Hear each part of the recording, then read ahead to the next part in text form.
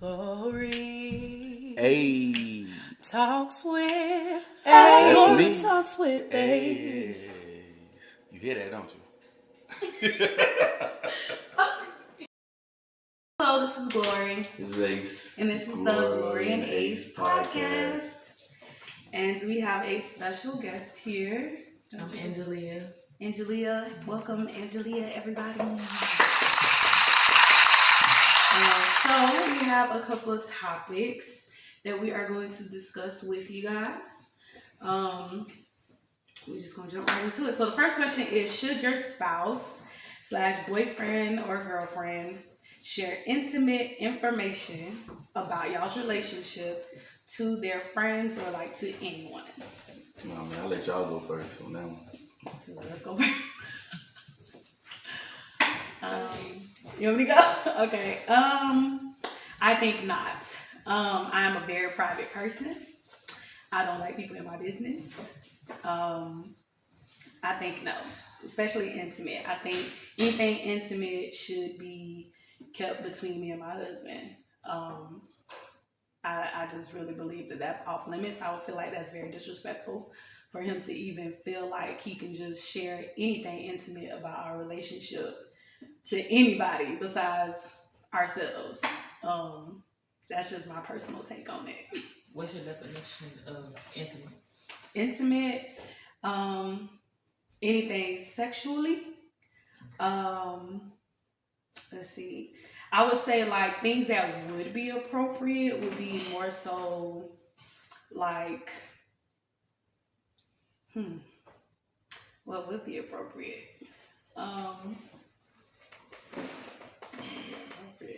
I That's asked a good that question. because, no, I asked that because the definition could be relative. Right. And so you can have one understanding, I can have another understanding. And for me, it's coming from I'm sharing, it may not be intimate to me. And so to you, you know, this is deep and we should never have these types of conversations with anybody outside. So you got to reach an understanding, make sure that we both understand what this means and come to a common ground. That's Otherwise, everybody gonna be offended. Right. And then that's also important when you think about being in a relationship, knowing your partner's boundaries and things that, you know, bother them, things that, you know, are a little overboard, things that they're okay with. And I think that starts early in the dating phase where you're getting to know each other. You know, asking those appropriate questions. But me personally, I don't see myself even dealing with somebody who I would feel like would put my personal business, you know what I'm saying, like out there. And a lot of times some people, well, how would you know? How would you know? That's why you should, me personally, I lean heavy on God and praying, you know what I'm saying, prior to making those decisions. Because discernment is everything. If you don't have a relationship with Christ, you won't be able to hear him when he's telling you, hey, this ain't the one. You need to keep it moving. But definitely understanding boundaries. So that was a good point you made. Setting boundaries. What about you, sir? I'm gonna talk from experience. I'm gonna say that well, I'm gonna touch on what you just said. You said that knowing your spouse at the beginning, those questions, you know, that I definitely agree with that. I know I've been in certain circumstances where females don't want to ask questions. True. They just want to wait and they just want to feel stuff out. And I feel like, I don't know, to me that's the wrong way to me. To me that sounds like they don't know themselves. They don't trust themselves. That's what I was about to say. So I can't deal with nobody who wants to just, well, I just want to feel around and wait and see how, you know, stuff goes basically. And so, see, I just caught myself. So, but how stuff goes, and I don't think that's how you learn somebody at the beginning. But it's that part, that dating part, a lot of people don't want to do. And I suggest anybody who you're dealing with, they should be asking questions. You should be asking a lot of questions at the very beginning. Because if you're not, to me that's weird. So then my brain clicks off and be wondering, I mean, what's your real intentions here? I hear what you want, but if that's what you truly want, then your action should follow through with that or what you want. Number two, my experience with the whole intimate thing. So I haven't shared this before. This is my youngest son's mother. So I know I'll be sharing a lot of stuff for the first time on this podcast. Before you say that, is she going to be okay if she ever see this with you saying She not going to see it because we're not on social media together. So listen. But this is gonna be on YouTube. Yeah. Listen, but she already know how we both had this conversation. Okay. So, I don't know. But anyway, so this is the reason why I stopped dealing with her. Because I felt like my intimate stuff that I talked to her about was being released to her family. How do I know? Because every time I went around her family, her mama would bring it up. So, to me personally, I feel like I shouldn't have to tell you every time I tell you that this is personal. So if you are, listen, anybody that knows me, especially my friend, know how private I am. And then when I'm in, like, whether it be a situation or a relationship and I'm sharing intimate things that I'm telling you I ain't never told nobody else before, and then you go off and like, well, I'm only trying to help. I didn't ask for that help. If I did, I would have asked somebody else so I feel like they could help. So, I'm be honest with you, I don't want none of my stuff outside my house. Whatever I talk to, whoever I'm dealing with, if we living under one roof, that's our business. That part. You feel me? In the dating phase, it'll probably be certain things I probably wouldn't share until I get a certain trust from that individual before I start releasing information to them to see if I can trust them with that information. Because, there's, whether it be male or female, they're like, oh, you can trust me. And then one slip up for me, I know for me, one slip up for me when it comes to my trust, that's a wrap. It's kind of hard for me to bounce back off that. So I'd rather know for sure before I release information. Understand we all make mistakes, but I feel like certain things ain't a mistake. Telling my business is not a mistake.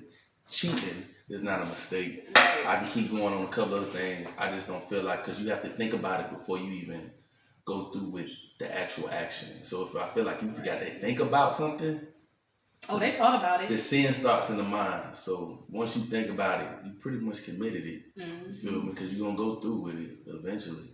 So I just feel like intimate things, that's very important to me. And if I'm sharing it, that means I'm really trusting you with my information. And if you feel like you gotta share my stuff because you want to ask me first, can I share this with my mother? Can I share it with my father? I think I have something to help you out with your situation. Can I share it? I'd rather for you to do that than just go off on your own thinking you helping me. Because at the end of the day, I might don't even want to help. I might just want to vent. You feel me? So that's all I'm saying about that one. I don't know why everybody calling me right now. Go ahead. But since you kind of like threw in the part B to that already, like issues, like your own, not necessarily anything intimate, but like your own personal issues. Like there was some stuff that I wrote down, like when you share your business with third parties, whether it's another friend or like a family member or whatever, depending on what the situation is, that could cause people to hold your family to cause grudges, to hold grudges against your boyfriend, girlfriend, or spouse. And y'all could have already settled the situation.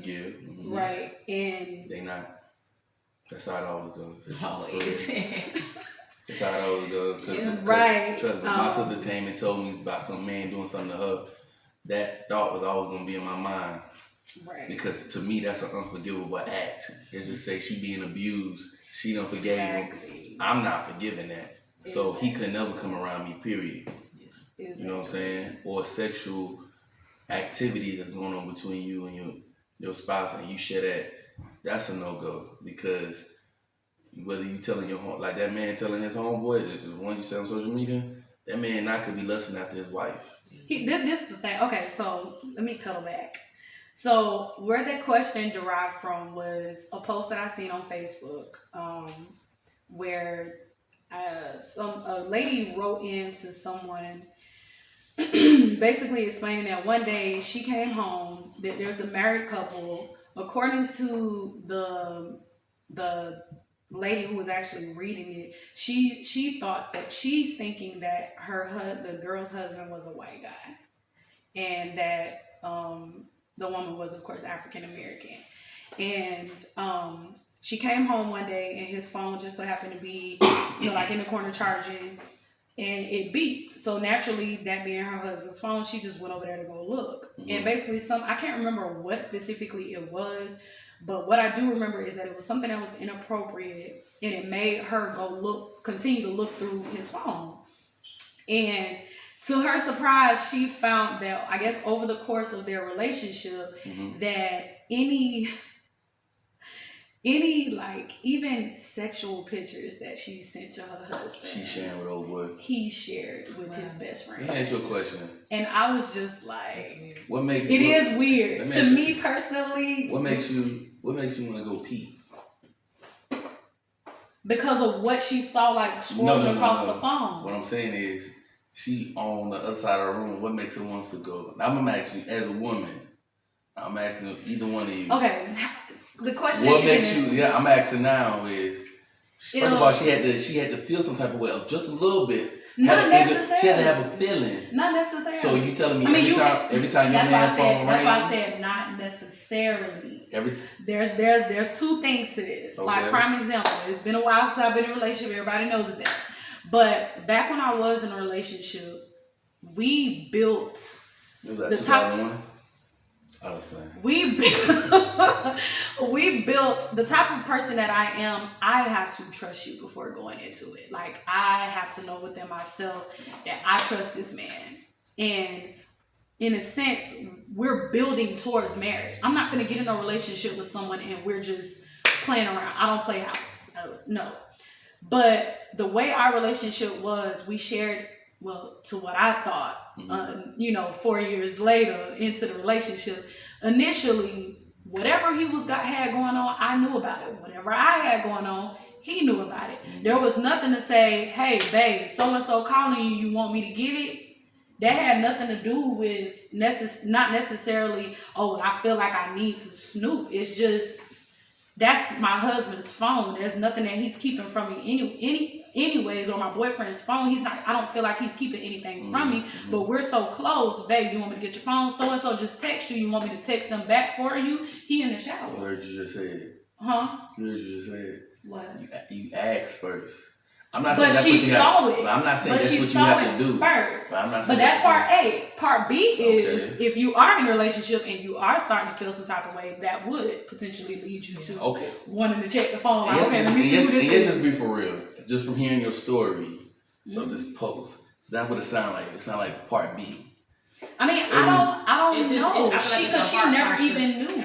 I feel like the heart posture, you have to think about it like, if this is the culture of our relationship where we have trust, then you get to a point you don't even have to ask, because we have built a culture, an environment where I can trust you for whatever. So, no, I'm not going to ask you, do you want me like, I just know. You know what I'm saying? And so that's depending on the relationship. Yeah, so if I feel like if that's the culture of the relationship, if that's, the precedence, then it's nothing for her to just get the phone and check and, You're right. Whatever. But it dinged. I just feel like every time I want my phone ding, I'm not gonna check it. That's you. That's right. just Everybody's different. I'm not saying that's what they have to do. I'm just saying, to me, it's kind of like, I feel like maybe in her heart she felt like something was going on.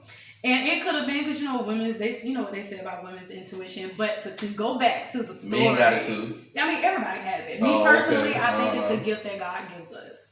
To know your instincts. I feel like it's the Holy Spirit.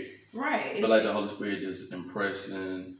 Because even when you feel like something bad is about to happen, that's technically like your intuition or God speaking to you, telling you, hey, you need to go do something. I had a moment earlier where I was literally laying in the bed, like right before about 15, 20 minutes before he called me. God was like, hey, you need to get up and pray like right now. And it was crazy because prior to that, the whole, like, the past, I want to say maybe like the past 2 hours, because I was like sleeping on and off, sleeping on and off.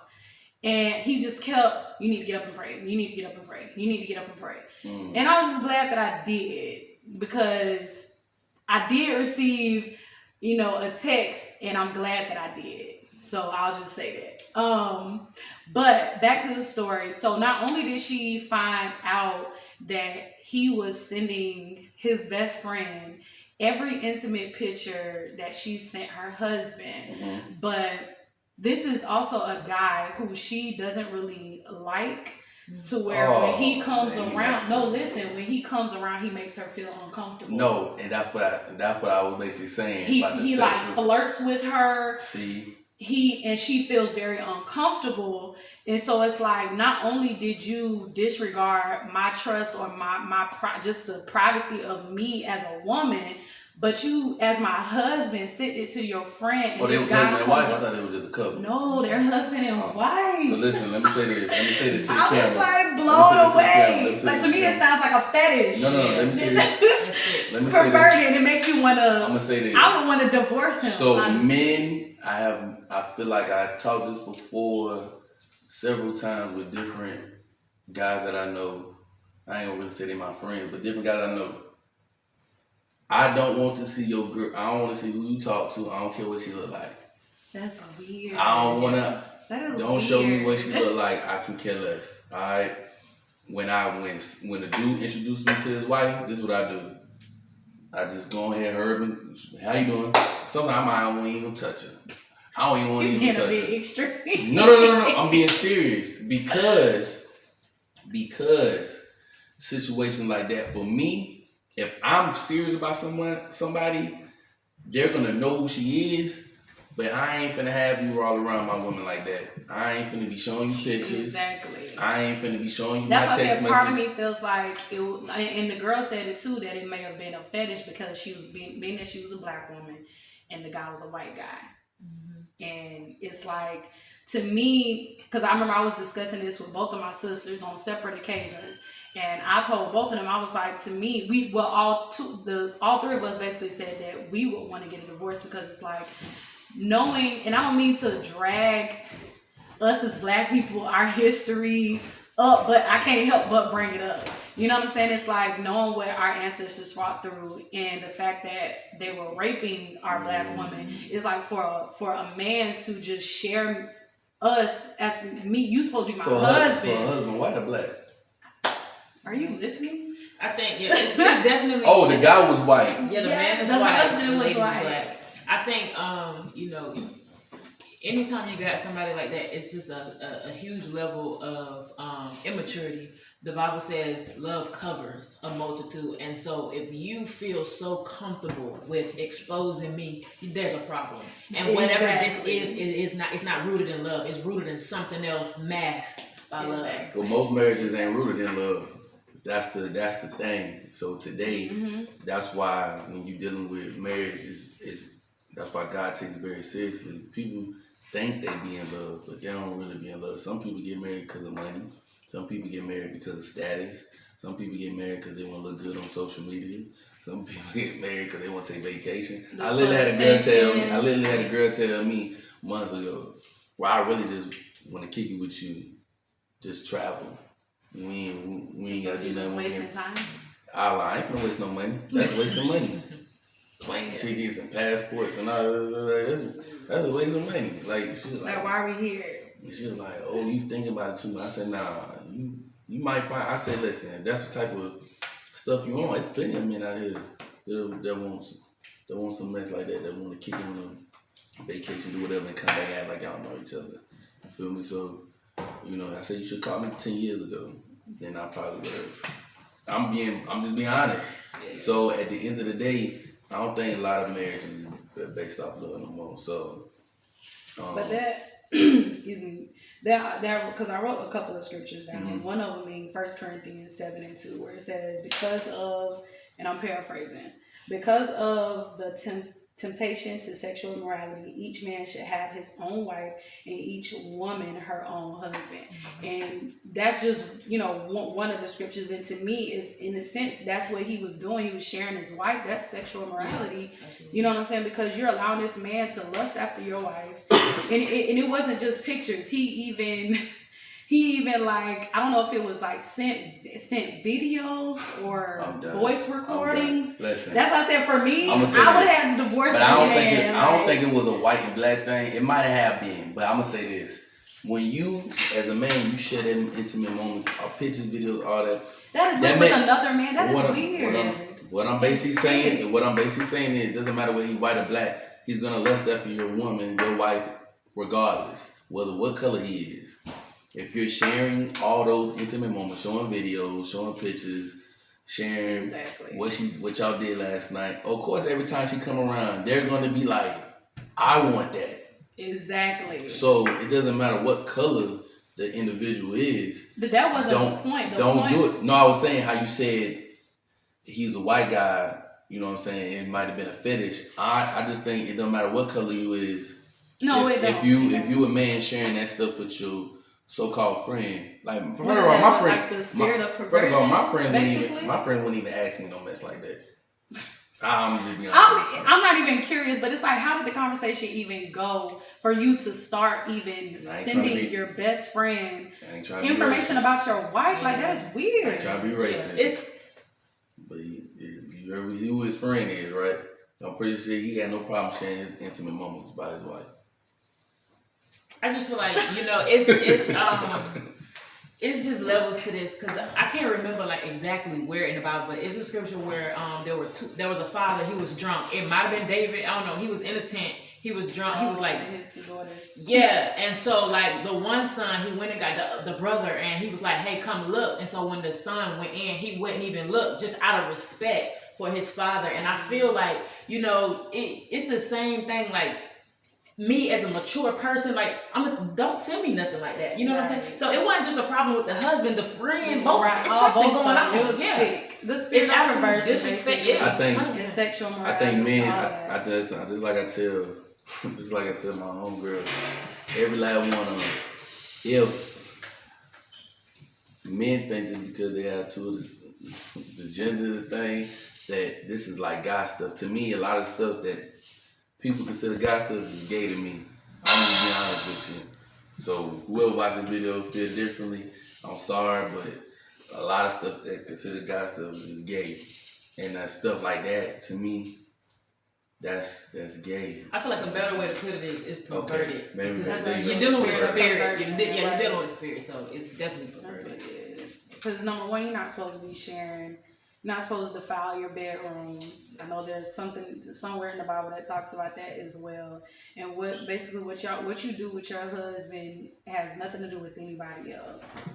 The Bible says you leave your mother and your father clean to your wife. And don't get me wrong, there's women that do out there to do the same thing, be talking to their homegirls. So it's not just men. There's a lot of females out there do it as well. And it's a no-go, and they be wondering why they homegirls sleep with their man. That's what me and my sister was talking about. So at the end of the day, keep your sexual and your intimacy with your spouse to yourself. Because I don't care how long y'all been friends. The devil is very tempting. If you think you're smarter than the devil, you are wrong. He's 10 times, probably like quadruple times smarter than you. So a lifetime friend that's been friends you 20 years, and you sitting here sharing all your intimate moments with her, you tell it's eventually she probably stuff ain't going her way in her own personal life with me. You think she ain't gonna try your man? Come on, man. Right. Let's just be for real. But B to that, which is basically talking about issues.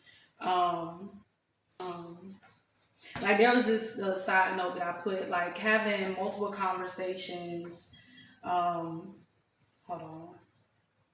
Like being with someone who it seems like they, instead of trying to resolve the issue with you, they're going to their friends about the situation. I can't fix something if you don't come and talk to me. Right. And I would have to honestly say, like, that's one of the reasons why I did break up with one of my exes. was because I felt like he would always go to others instead of coming to me. I was feeling like he was going to other people instead of coming to me. And the crazy part was, I felt as though I created an atmosphere of anytime I needed to talk about something, I went to him. We constantly had conversations because I need to know how you're feeling. I need to know how you're thinking. We're together. So if you're walking around acting a certain way, hey, what's going on with you? And I think that's something that I honestly can say that I picked up in growing up in my mom's, household. There were a lot of times where we would have, family discussions because for a long time it was just me, her, and my two little sisters. And anytime something, was off or we just needed to have a conversation, we linked up and we had a family conversation. And I'm big on that. I'm a big communicator. If you're not communicating with me, I'm going to feel some type of way. We're not going to be able to work because I need to know how you're feeling. I want to know how you're feeling so that if I need to change something or if there's something that you need to change, you're going to hear it from me first. I'm not going to go to Susie Q, my mama, or anybody else. I'm going to come straight to you. And a lot of people don't do that. That's one of the reasons why I don't do a lot of sharing outside of whatever, not even just the relationship, but whatever it is, because a lot of times people will project their way of thinking on you. Yeah, that's true. And so, for me, I don't want to be influenced by what you think, what you feel. I want to be able to hear from God for myself and make the decisions for myself to do this or to say this or whatever. And so I just think that we have to, because sometimes we can make idols out of people, and we don't really realize why I keep going to this person for this and why I keep doing this outside of whatever this is. Like, we make idols out of people. There's such a distrust with ourselves, and we can't think about ourselves and with God. You don't talk to God, you don't trust yourself. You going to somebody else first instead of going on your knees. Yeah, I'm guilty of that. Let me say ouch. Well, I'm gonna say I agree to an extent. I go to whoever after I talk to God. So I always try to tell people, if you ain't talk to God, don't talk to me first. So, I know a lot of people don't want to hear that, and that's kind of cliche, but I'd rather for somebody to go pray and talk to God first about the issue. Then if you want to come and talk to me to vent or for advice, I'm fine. And if it ain't spiritual advice that I'm giving, then I suggest you stop me and go. I'm not talking to nobody that I know that's not going to give me spiritual advice. I got a lot of homeboys. None of them ain't going to give me spiritual advice. I have an OG, 2 of them. They going to give me spiritual advice. All right, they're going to give me scriptures. They're going to give me... and then also they probably give me a scenario that they might have been in the same situation that I'm having an issue with. And then, but they don't tell me how to do it. So for me, they just let me know, they give me an option. You can go option A, option B, but it's consequences to each one you do. So make sure you choose wisely. Pray on God. And they always tell me, did you pray first? You talk to God first? So I feel like you just gotta be careful who you go talk to. So I feel like you can talk to people, but it has to have your best interest at heart. And just because they have a title named pastor doesn't mean you're either. That's so true. You be careful. It doesn't matter about their titles, but action. The only reason I say that is because I learned the hard way growing up, dealing with individuals in the church. I see people certain titles, I held them up on a pedestal. But then as I got older and I started realizing, I started seeing certain behavior and certain things that they did. You know what I'm saying? I'm like, hi, they not giving me good advice. You feel me? Like, they not giving me, how am I looking up to them? They not even a good influence on me. So just be careful about who you, but that's another thing. You gotta ask God to bring those people around you. They just ain't gonna come around you. So at the end of the day, I agree with both of y'all, but I feel like you still can confide in someone if they're giving you spiritual guidance. Right, of course. That just kind of like reminded me, there was like a situation that I recall. A very big argument that I had. And mind you, we were like 2 months shy of 4 years before I actually ended it. And there was a big blow up. don't even know if I want to say this. Okay. So there was a big blow up. Basically, we were trying to save money. We were living together, and we ended up not necessarily living together. I was still at home, but I would go to his house like a lot because I would help financially because, you know, we in it almost 4 years deep. So there was an incident where his lease was up. He ended up coming home with me, with my parents, and we were, you know, trying to save money. And basically, behind my back, he went and purchased a car. And I was furious because when he came to pick me up from work in my car, when he came to pick me up from work, he was in his car, the new car. And I'm like... What kind of car was it? I don't even want to say. Come on, I know. What kind of car was it? No, it wasn't a bad car. I'm trying not to go so deep into the situation. But you can't leave us hanging. It was a Toyota. Okay. But the moral of the story is not to bash anybody, because I want to also talk about what I learned from that experience as well, because you can't mature or you can't ask God for better if you're not looking back in your past to see. You can't always point out what that person did wrong, because there are some errors that you may have had as well. So the whole entire situation was definitely a learning experience, whether it was learning something that he did or learning from my mistakes. And pretty much when he picked me up in the new car, I was furious. I'm gonna be honest with y'all. I was furious because, number one, you just got out of a lease, and now you're basically paying another lease because the car was like $400-something a month. What year was it? I don't even know. That was over 6 years ago. But the point was, we're back. We just alleviated a bill, and you gonna jump right back into another bill. And the reason why you moved in with your parents was so that we can save money. And you know what he thought? I can tell you what he thought. No, I know. Me personally, what I learned from this situation was that I think he felt like he was just trying to do something to, I guess, to feel like a man. Number one, you're here with us. As a woman, I'm not a man. So it's like when a man feels like, and in so many words, looking back on things that I think I may have missed because I was furious. Don't get me wrong, I was well within my right to be furious, but still, looking back and understanding, like really walking the whole scenario out, I really think that he did it because he was trying to keep his sense of masculinity or manhood. And it's like, now when I look back at it, I'm not as mad, but I was still mad because I'm like, first of all, you did it behind my back. We never did anything behind each other's back. So not only was I upset that you went and got the car, but I was upset that you didn't even talk to me about it. So it was like, number one, we was already rocky, and it's like for you to do that. And then first of all, and I'm very headstrong, so when he pulled up in his car, and I'm like, where is my car? Where is my car? And I ain't say those words. I'm sure I said a few choice words, because back then I wasn't saying. You thought he traded your car? No, I didn't think he traded my car. I'm headstrong. So number one, that means I have to trust you to even let you use my car. Okay. But we almost 4 years deep in it, so we good. You know what I'm saying? I trusted him.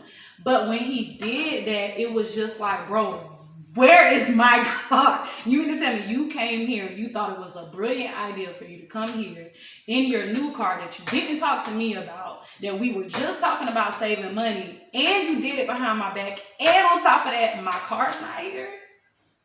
Like, it was just the ultimate worst day ever. We literally driving down the highway, and I had never been so mad in my entire life. I literally felt like I was screaming at the top of my lungs. And after that situation, I was just like, what I learned, because I had to think about it, the questions that I was asking myself as I was thinking back on it was, number one, did I make him feel some type of way to make him feel like he had to do it behind my back? And when it hit me, I'm like, I'm a very understanding person. So it was like, regardless of what he did, the fact that he did it, what was it that I did? that made him feel like he had to do that behind my back, because we never did anything behind each other's back. So I had to take account for that, regardless of whether I still felt like he shouldn't have did it. But part of me was, you know, being realistic. What was it that I did to make you feel like you couldn't come talk to me? Because the door is always open. Why couldn't he see why I was upset? Because I felt like he just could not understand why I was upset. And I think that is what ticked me off the most, because it's like, how can you not understand why I'm upset? Shakina, what's up? You didn't do nothing wrong. I know I didn't do anything wrong. Can I say something? I know I didn't do anything wrong. Can I say something? But I can still recognize my faults in a situation. I'm going to say this. There was no faults in the situation. To me, in my personal opinion. I'm going to give you my opinion. Okay. So I'm going to just say this. At the end of the day, you might have went about the wrong way, how you talked to him or how you tried to deliver the message. You feel me? But if y'all already had a conversation. We had already had multiple conversations. Okay, that's it. We had an understanding. Calm down. All right, girl. Hey, child. What I'm basically trying to say is that if y'all have multiple conversations right now, you went in the wrong. At the end of the day, I don't care if God was first and he's having God lead him. He shouldn't have to have no masculinity problems. Well, I use that as a way of saying I'm assuming. I don't know. I get what you're saying, and I'm pretty sure because I went through situations like that, but I ain't have God in my life like that either. So it was my own insecurities. So what he should have did, if he did have a problem, should have prayed. Number one, and asked God for guidance. But y'all don't have multiple conversations about money. A car shouldn't even came in as a thought. If anything, y'all should have been sharing one car. Well, we were sharing the car. No, that's what I'm saying. Like, so to me, it just sounded like it was like the reason why he didn't register. Because if I'm putting myself in his shoes and I'm me, I'd probably like, well, this is my money. Why are you getting upset? This is my change. This is my money. I get what you're saying. I'm telling you, maybe that's what he thought. That's why he wasn't mad. Because most dudes gonna say, why you even upset? But this is the thing. It wasn't even about that. It's about saving. Not only that, but if we're in a relationship 2 months shy of 4 years, you need to be talking about it. Number one, I think finances should be talked about in the girlfriend and boyfriend or dating. Yeah, not dating phase. Well, maybe, but because I want to know how you handle your finances. Yeah. You know what I'm saying? Like, I don't want to jump into somebody who's not good with money, because that's gonna tee me off. Because I'm personal when it comes to certain things, especially money and finances. Like, you should not be spending money on irrelevant things. That's gonna cause a problem in my future household. We gonna go head to toe. You know what I'm saying? And I pray that I know that God is not gonna send me someone like that, because I know that is a very big important part of, you know, what my future relationship will look like. You know what I'm saying? Like, we had a discussion about the finances and you went behind my back. But I think most men in situations, like from what I hear, especially from my friends, most men ain't a lot good with money. And then when they try to ask for he wasn't even necessarily bad with money.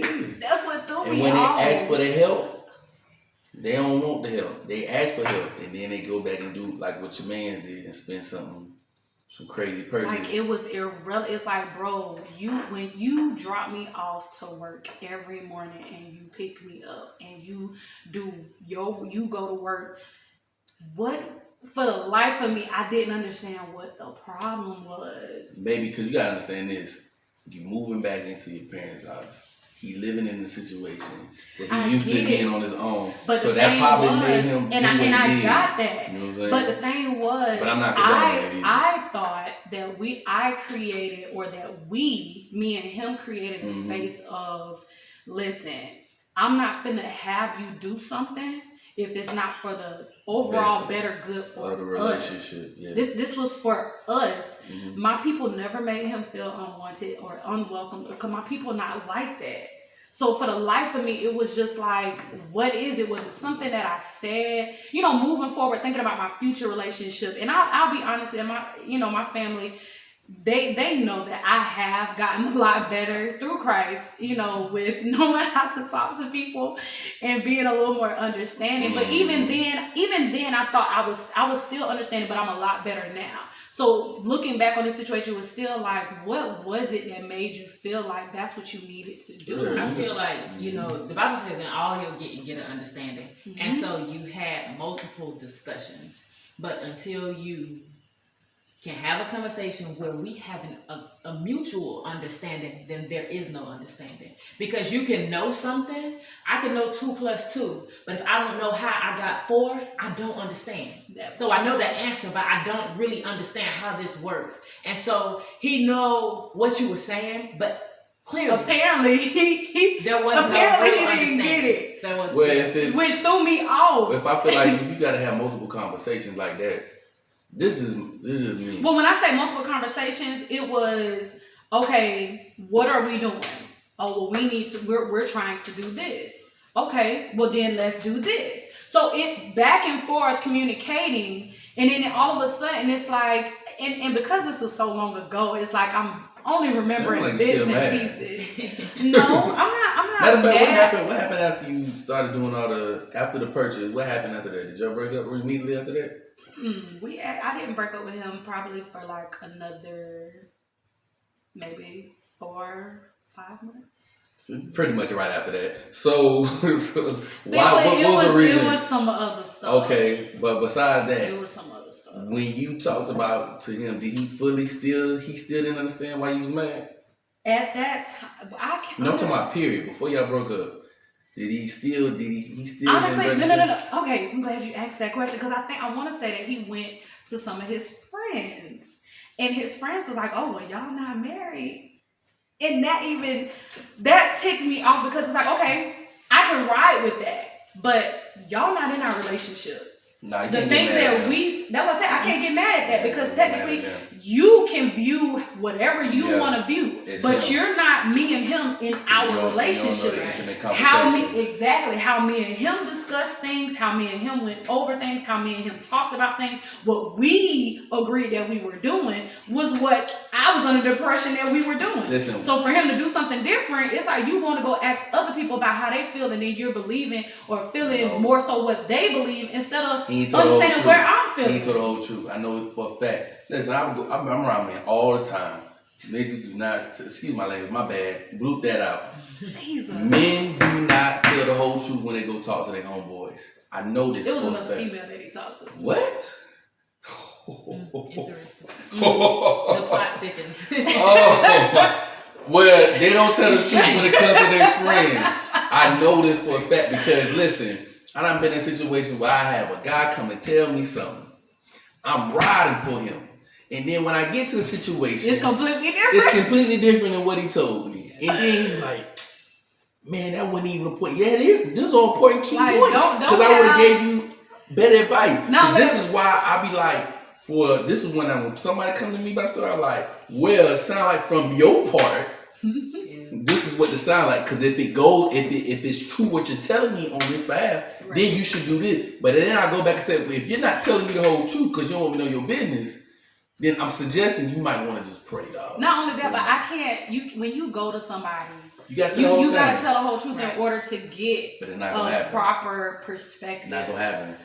And that's why my circles stay small. I only have 2 people now that I really go to about personal things, and that's my mother and my bishop, because I never hear it repeated, right? And they always give me sound advice. And even if I decide, which is rare, that I, do something different, because generally what they end up saying, I end up agreeing with anyway, or that's what I'm already feeling. That's why it's important to also understand who you're talking to. You know what I'm saying? Because you can just be telling anybody anything, any and everything. And sometimes you can test people just by giving them small stuff that's not that important. False or not necessarily. No. What I'm saying is going to somebody about something that's not as important, just to see where their head is. Because if you're talking to somebody who is mature, generally they're going to give you sound advice, or you can see how their walk is, how they conduct themselves, and things of that nature. But if you're talking to somebody who's not walking the walk that I walk, because I can't. I know that my life is, I'm not going to say that it's weird. I know a lot of women don't walk the walk that I walk. Mm-hmm. You know what I'm saying? And I'm not saying a lot of women, but most women in the world, they don't. So it's hard for me to be able to say that I can go to, you know, another woman about my issues, because the issues that I deal with, they don't deal with. You know what I'm saying? Because they're in the world, I'm not in the world. So it's knowing who you're talking to. Right. Knowing who you're talking to. Is very important. I agree 100%. And knowing who you're talking to, but I feel like developing those relationships where you have somebody, because the multitude of counsel, there's safety, and so you have to have people that you can go to, but you just gotta know your people. Exactly. Mm-hmm. I want to know about this girl. What girl? The girl he was friends with. She probably liked him. That was his best friend. Is somebody you approved of? Did you have your inklings about her? Yes, you did. Look at you. Ah, you did. I don't want to necessarily. I mean, it's in the past. I know it's the past. I just want to know what makes him listen. I'm pretty sure he probably even tell her the food, because listen. I mean, I don't know. Like that whole situation. That sound weird. It was weird to me, because when you've been with somebody, I mean, and you've seen this person at their absolute lowest. I mean, have y'all all hung out before?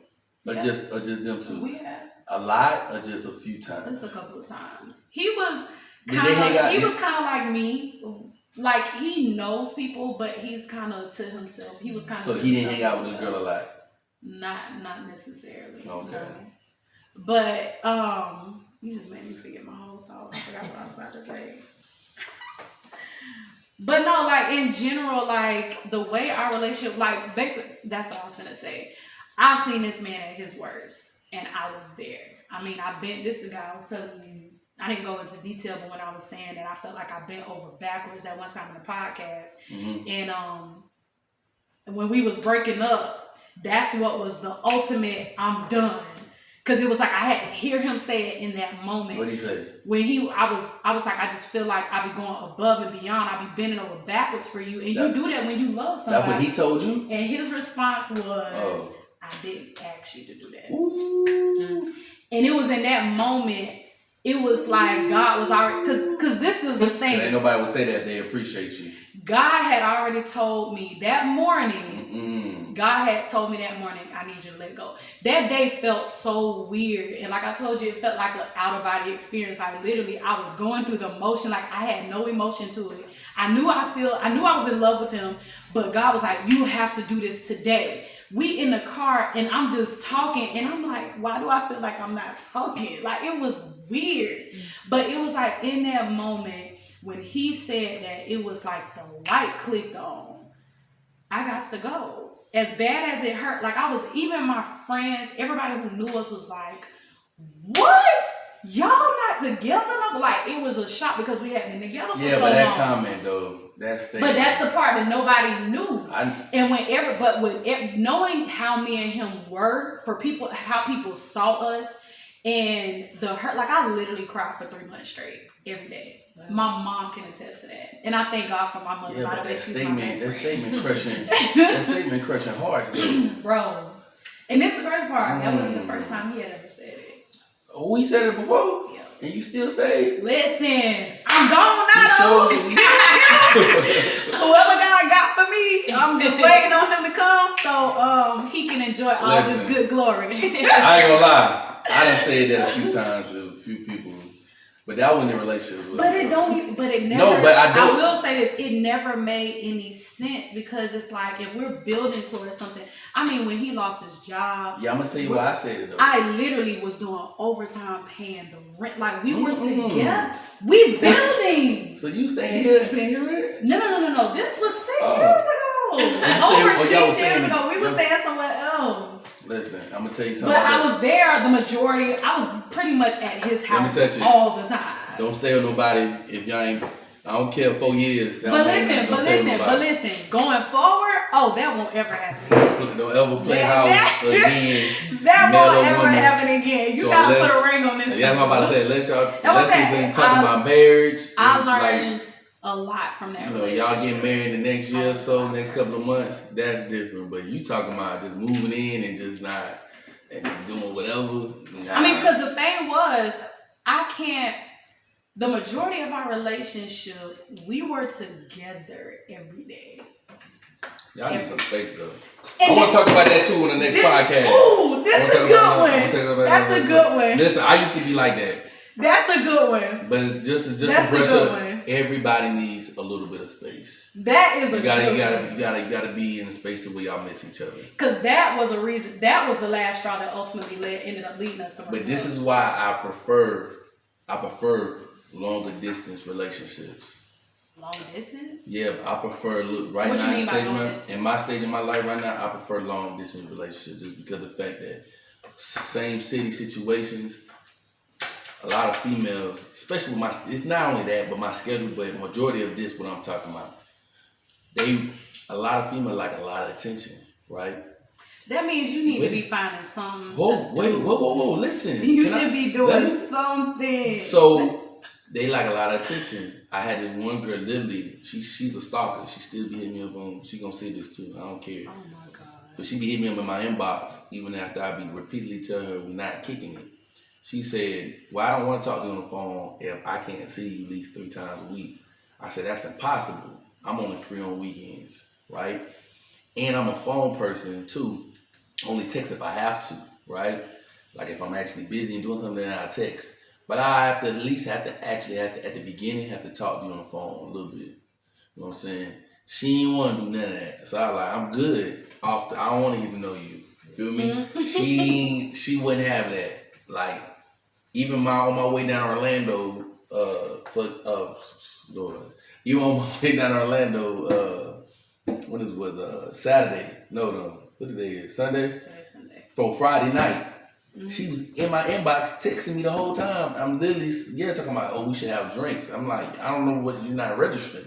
Like, you're not registering. Like, this, we're never gonna hang out. Like, this is like, no, I'm not trying to be mean. Just be for real. I was polite, but now I feel like you're just being annoying because to me, I feel like some females don't know what rejection is, right? Because they never been rejected. No, I'm being serious. No, you're right. Now, when a brother telling them no, they like in their mind like, why is he telling me no? Who is he? He ain't woo. I'm pretty sure that's what she thinking in her head. So now she just steady persistent. Now she gonna make me block her, okay? And you already know how I am with people. So I'm just being honest. Just at the end of the day, when I said that, go back to what I was really gonna say. When I said stuff that the female like, I ain't asking you that. I meant to hurt you when I said that. I meant, because I don't like, to me personally, you on your own, you doing stuff on your own. So when I used to say stuff like that, I wanted to cut you hard. But this was the crazy part. That means I don't care. Right. And most men, when they say that, they do. But do what? Care? They don't care. Oh, okay. But the thing with him, it was like, this don't even make sense. It does. No, because even I know, because I don't even know how he was acting towards you. It was. I can be honest. You know, taking accountability. You know what I'm saying? I should have been let go. I should have been let go. Listen, I don't know even though you was describing all those stuff he was doing at the break, I'm gonna say this. At the end of the day, I feel like certain dudes. I know for me. Let me speak for me. Some people do things because you're telling them, no, and they're trying to be spiteful. No, listen. When really they don't mean it. Can I say this? I feel like maybe he was doing those things because he valued your friendship more than your relationship. I mean, he could, but you could have been said that. You could have been said that because I kicked out all my money. Can I say this? Can I say this? Oh, I kicked out all that money, bro. You could have said that about 2-3 years ago. I'm trying to help you understand, man. No, I get you. So I'm letting you know, some dudes ain't gonna listen. Some dudes who be cheating and then like the dude was talking about the social media dude. What's his name? Oh. The dark skinned dude telling relationships. What's his name? Derek Jackson. Him. Derek Jackson. You know the reason why he was sorry? Because he already know. First of all, not only got caught, but listen. I'm sorry. He got caught. But the crazy thing about it is, he don't want to let his wife go. You know why he don't want to let his wife go? Because he know that other girl ain't his wife. He already know the stuff that this girl gonna do ain't gonna be doing. Cause he already remember y'all told me he was living with the other girl. Oh no, I don't know. That's what your sister said. This is what your sister said. Remember, he was doing his podcast of the other girl crib while he was still trying to win his wife back. That's what your sister said on last one. Yeah, I did hear that he was doing them outside her house. Yeah, I heard that. I don't know about him living with the other girl. So basically, yeah, they was the girl even said on the interview said that she thought he was done with his wife because he was over at my house every night, spending the night. So basically, what I'm saying is this. He was only using the other girl because he ain't had nowhere to go. Okay? He still want his wife because he already know who his wife is as an individual. So basically, when I'm getting back to you with this dude, he already knows you for 4 years. He know he's gonna do anything for him. He gonna bend over backward. You think he ready to let that go? No, he not ready to let that go. Alright. I mean, but let me say this: I'm not here to bash that individual. Well, I hope he don't see this because I don't know. I mean, we're cool. We don't talk. I mean, every he on your social blue media? moon, no, every blue moon we'll hit each other up. But it's all has been forgiven. You know, the Bible does say that anytime you go in prayer that you are to ask for forgiveness. I have forgiven him. I have moved on with my life. I know he's moved on with his life. He's happy in the relationship that he's in. So I don't want anybody to think who may know the situation that I'm referring to think that this is a bashing. This is a learning, educational instance that I'm explaining to help others. That if you come towards Keena right now, just know she ain't been over backwards for you. All right, now next subject. Let's go. Definitely, definitely not. Does social media ruin relationships? No. I just elaborate, please. I want to start this off. I don't think they do. I don't think they do. I done been through this twice in my lifetime, and I don't think they do. I think the individual who's on the social media allows the relationship. So all these stories that I be hearing on a daily basis, I done been in them. I done been guilty. Well, I don't have female comment on the pictures. Nah, I don't have I pictures. Period. You know why? Because it starts trouble. So I already let it be known I have a woman. So if I let you comment on the picture, that means I ain't got nobody. But if I say, I might just delete it. I might not even say nothing to her, bro. I'll just delete that comment. Delete. You feel me? Like, I just go ahead and delete it. Because you know why? Because it just stirs up. And then dealing with a woman, I ain't gonna say female, a woman who's already insecure, especially if she tell me about her past. Oh no, you don't even want to give an inclination of her remembering her past. All right. So your best bet is, dudes, if she already telling you she done been cheated on a whole bunch of times, especially, listen, my password open here, Facebook. You want to see it? I ain't gonna show it to you, but if she wants to be like, oh, I want to get on your Facebook. You would give your girlfriend that? You would give your girlfriend your password? Yeah. First of all, I don't have no password. So once I unlock the phone, it's yours. You don't say most men. I mean, well, I'm not gonna say most men. I've been so far from relationships. Listen, I ain't got no issues showing. I ain't got no issues showing my inboxes and Instagram. You can see the craziness that I get. I get some crazy messages. And, a lot of people think I be chilling. I really do be chilling. I really, I was just tough. I just be like this. Whew, the old me, I would. But now I'm just going to swipe to the left. So all I'm saying is this, that social media doesn't ruin it. But the people who dealing with the social media, if you allow people to come in and you entertaining conversation in the inbox. You entertaining comments under each other comments. Okay, right. What else? Liking pictures you shouldn't even be liking, man. Come on, man. This be for real, dog. And some people be trying to make it seem like, man, all I did was just like a picture. You know what I'm saying? If the girl ain't got a big old booty and she got a little thong on, come on, man. You know how your girl gonna feel? She ain't got no booty. Let's go. This man. She gonna feel something. Am I lying? That's true. If she insecure. Am I lying? Yeah, thank you. If you're dealing with somebody that's dealing with past issues and they trying to get over it with you, and all of a sudden you starting to do this, yes, it's gonna make her go crazy. So when dudes like, oh man, yeah, we do make women crazy a lot of time.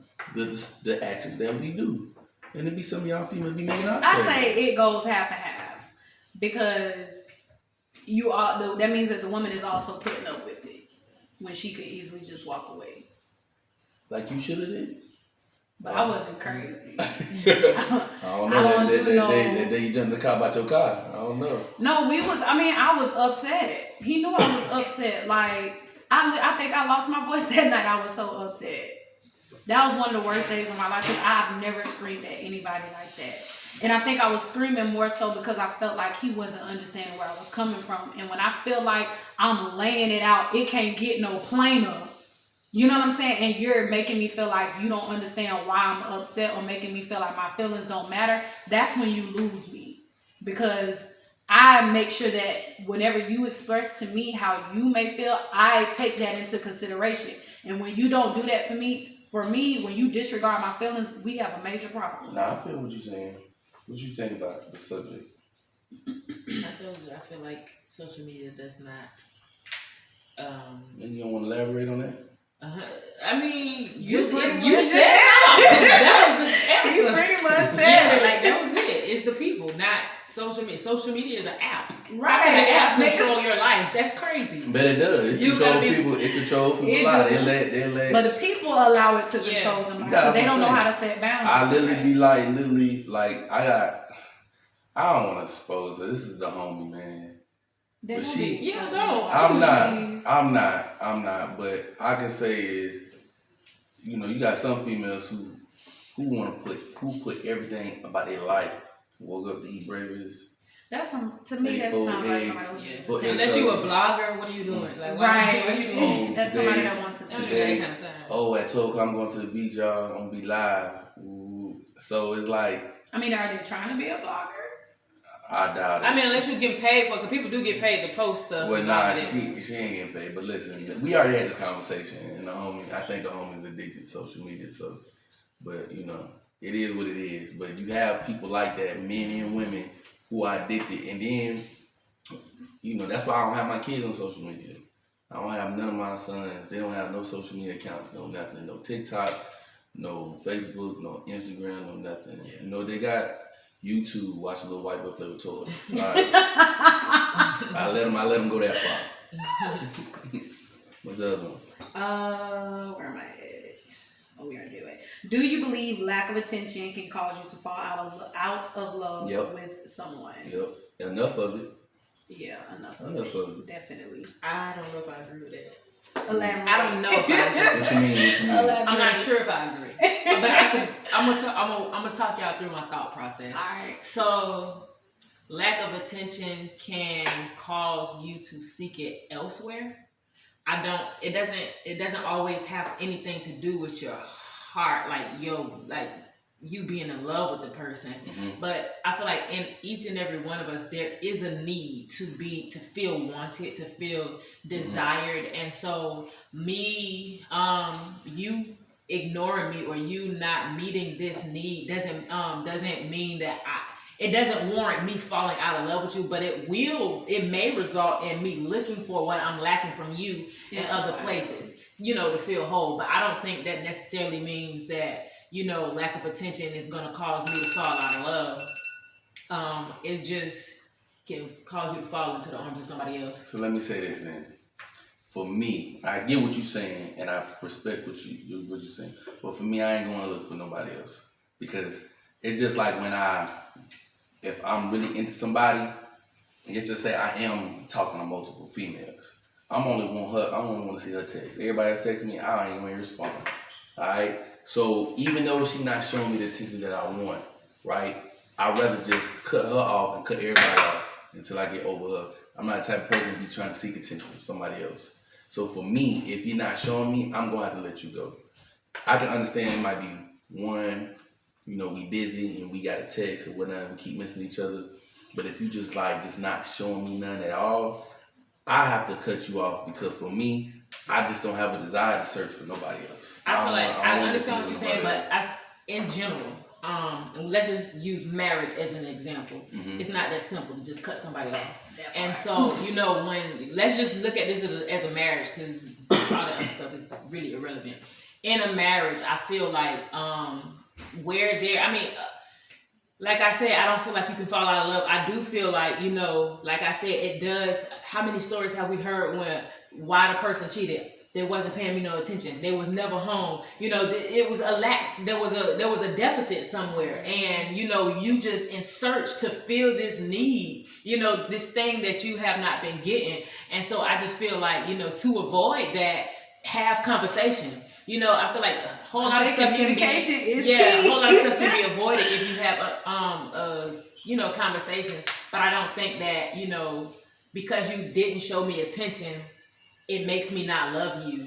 It just. But that's different. We talking about marriage, because to me, marriage is a very serious thing. To me personally, if I already know whoever I'm marrying, I already know she's gonna be a communicator.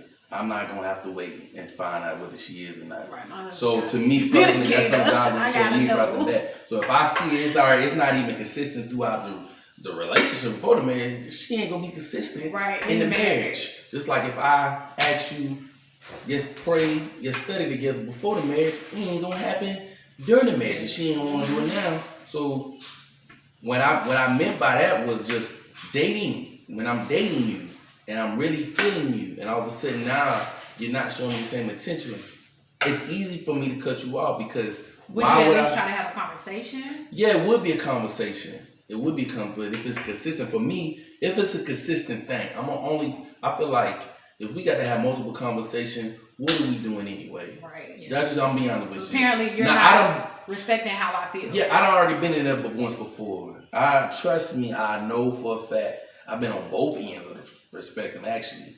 But I already know it's a waste of time and a waste of breath to be having the same conversation over and over and over again. And I feel like if we done sat down and you look me in my eyes and say, I understand, I apologize, and you go back and you do it again, I'm gonna have a feel. To me, it's a wrap. And I'm not trying to say that's giving up, but I already done sat down with you. We done already had a conversation.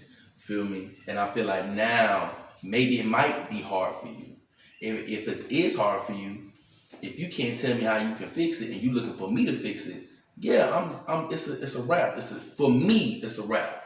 I'm not giving no advice to nobody else, but I done already been through that twice. I feel like, oftentimes in relationships, period, we view relationships, we go about relationships from a human point of view.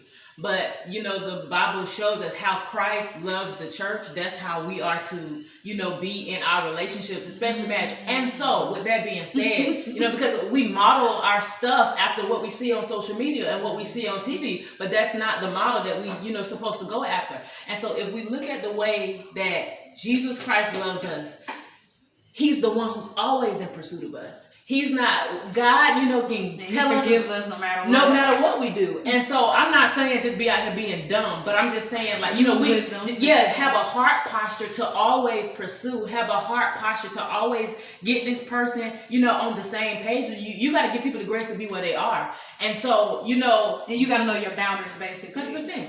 But that's what I mean though. I'm gonna say this. I don't know what scripture it is. Man, I wish I knew it.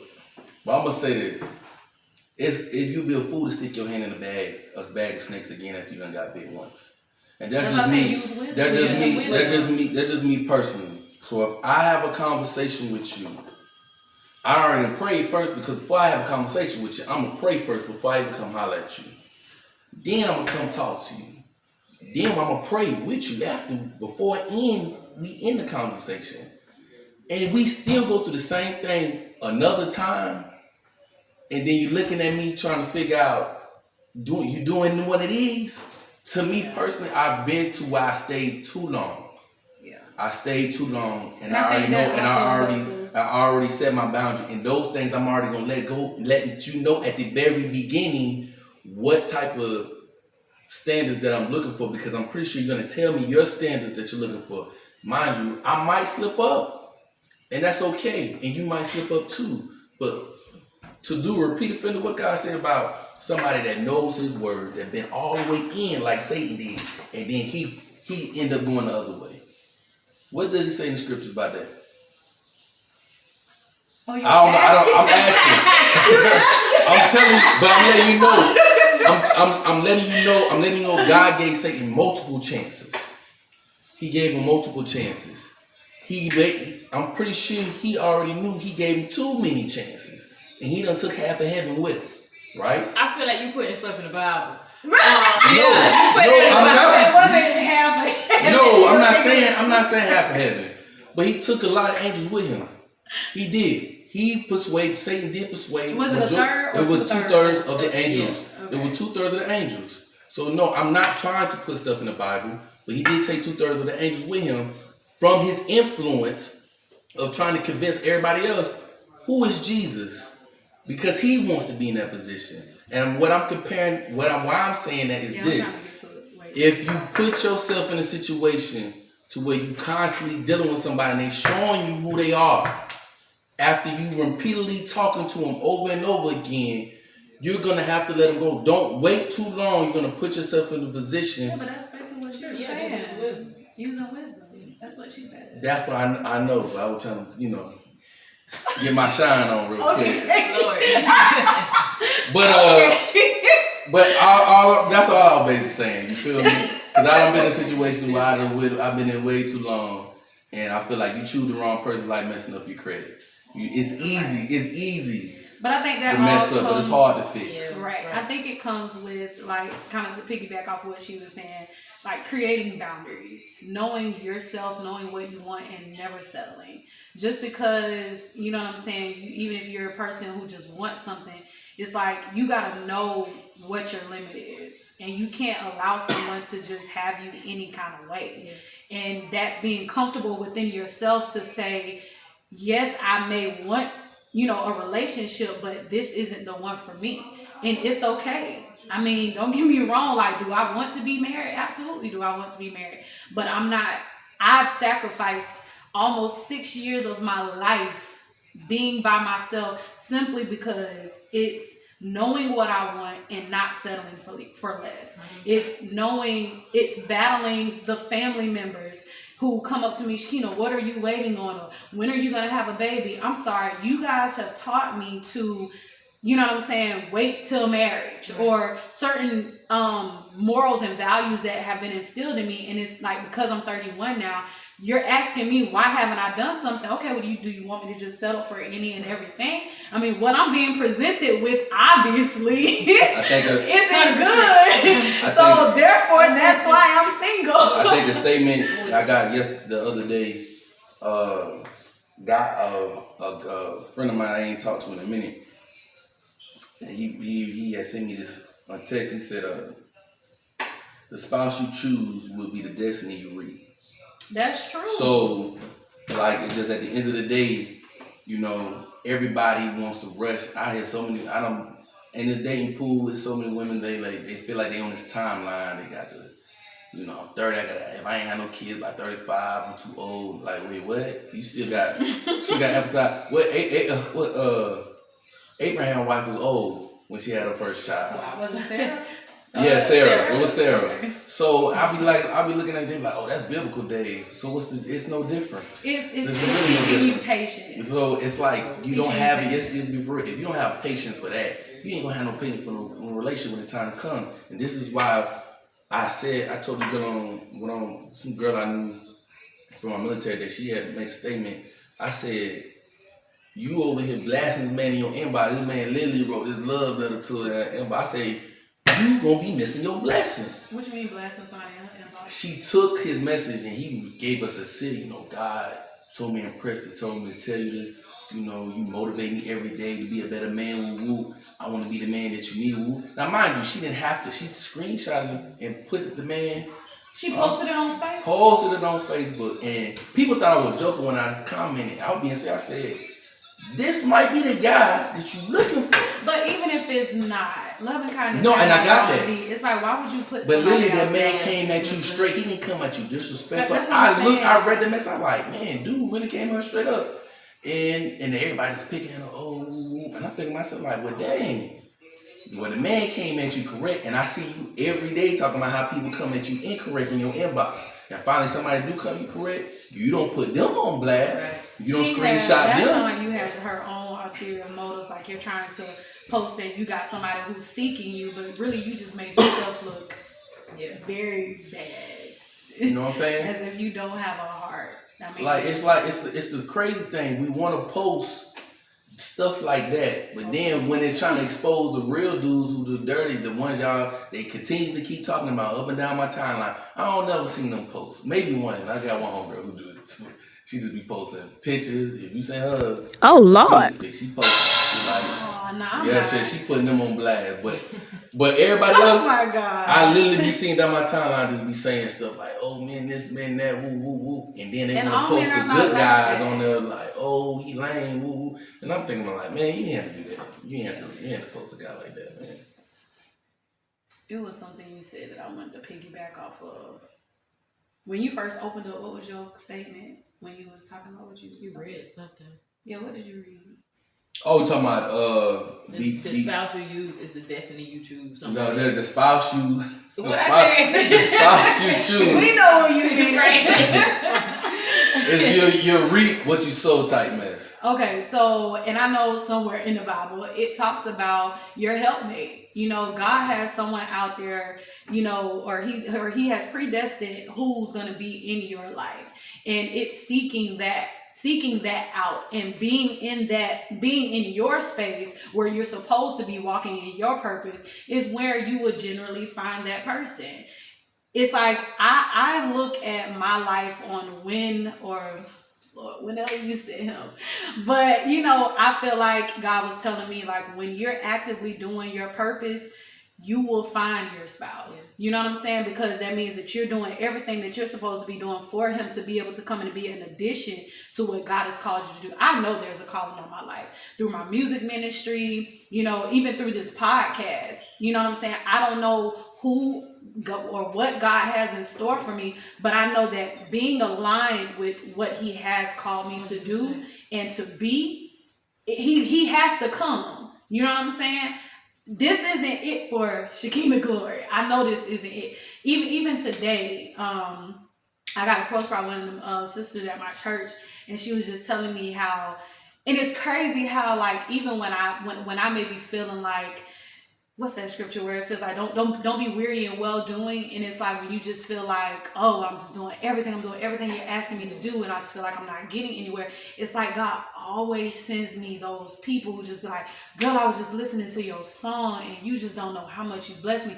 They don't realize how much that blesses me and to keep me going.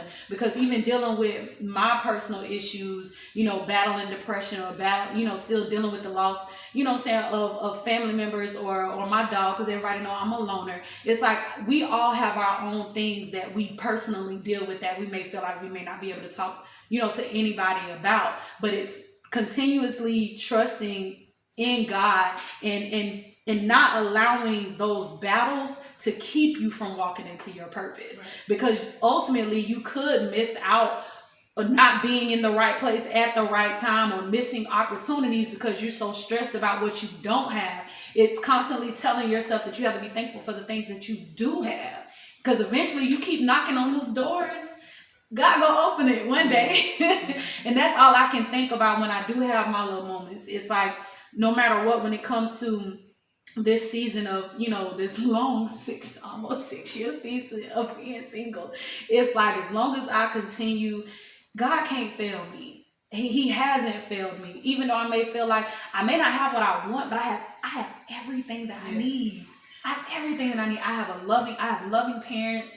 I have family who's there for me.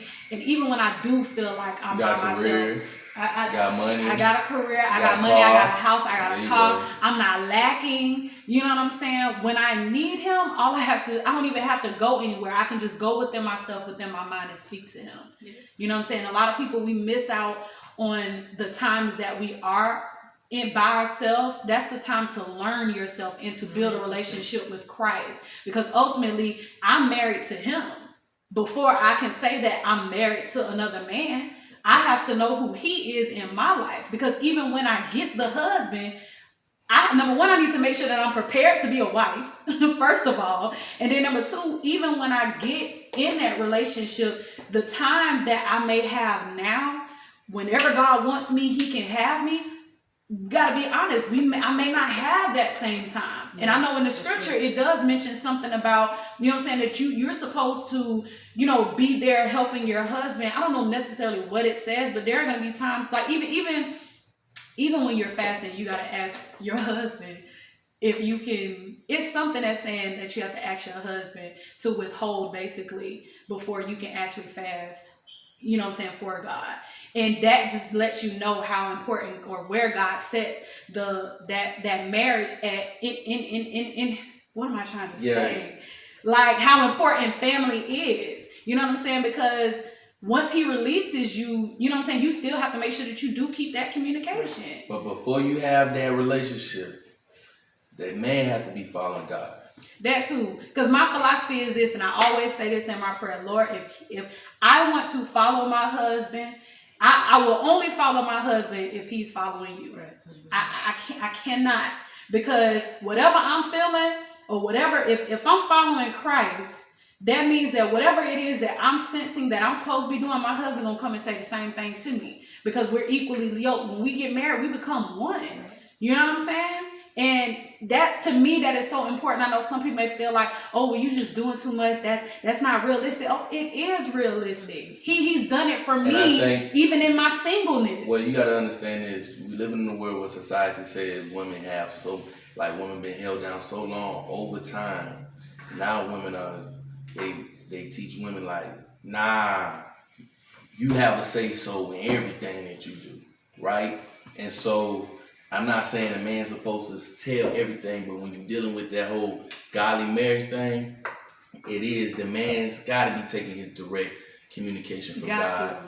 So as the woman too, she had to have her own relationship as well. It can't be a relationship to where that, but you can't lose yourself in your marriage as well. It can't be a relationship to where she's trying to piggyback off of him. All right, and what I mean by that is, if she don't have her own relationship, she always relying on him. You gotta know God. That relationship ain't gonna work anyway.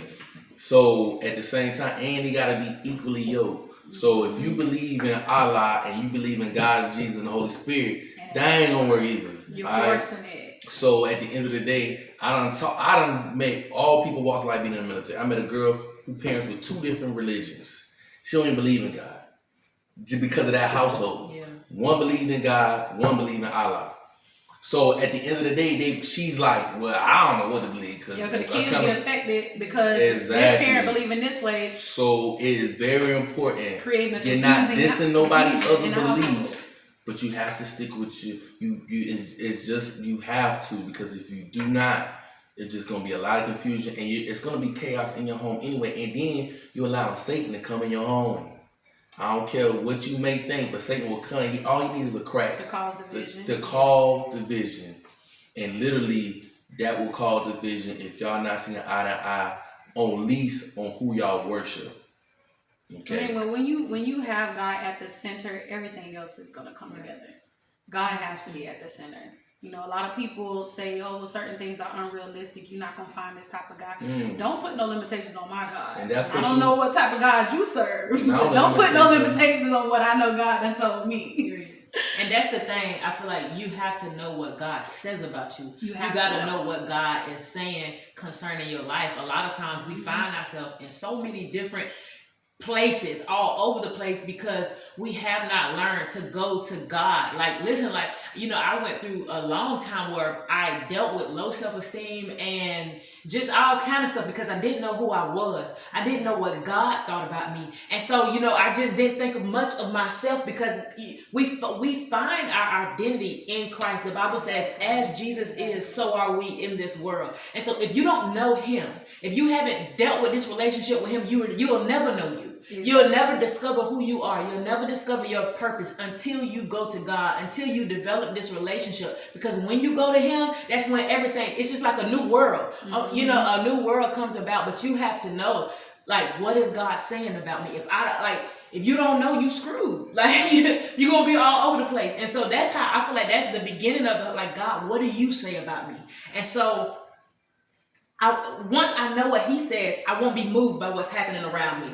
I know what you told me about my son. I know what you told me about my family. I know what you told me about my health. And so I'm not moved by what this doctor is saying. And I'm not moved by what the school is saying or what the banks are saying, because I know what you told me. I know what you told me I can have. I know what you told me is available to me. And so when you stand on what God says, which is the truth and the only truth that stands, that it trumps everything else. You're not moved by all this other stuff. And so when we just know, then, like, it's been 8 years for me. And so, you know what I'm saying? But I know what God says about me. I'm good. Like, I'll wait for you. Because I know you gave me a promise. And no word that you spoke will ever hit the ground. It won't return void. And so when you know what he's saying, it just puts you in such a place of peace where you ain't got to, you ain't feel like you got to, some females, they feel like, well, let me just hurry up and get pregnant because, my clock ticking and all this. Well, let me, you know what I'm saying? I know what God said to me. I'm not responding. Right. And that's to piggyback off what you're saying. Like, I remember literally a couple of days ago, I was talking to my mom about a particular situation. And I was just telling her how, in my thoughts or in my private time with Christ, I was like, I've been so, I'll be thinking, or I'll say something to somebody and they'll be like, well, no, I think this is best. And it's like, I've learned to not go to anybody. Like, literally just recently it hit me. It was almost like he was already showing me, stop going to people. Like, I know you have a relationship with me, but cut it off completely. Stop going to anybody.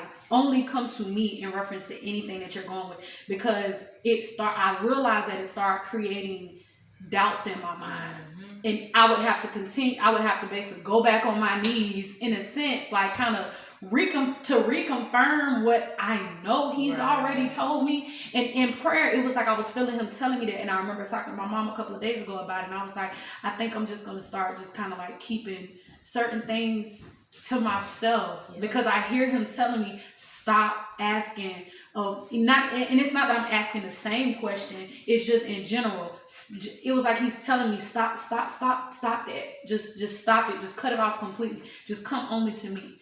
And I would have to say that was a bit challenging. I'm gonna be honest, because everybody, you're gonna have your own personal walk with Christ, and you're gonna have to allow him to walk you through the relationship with him.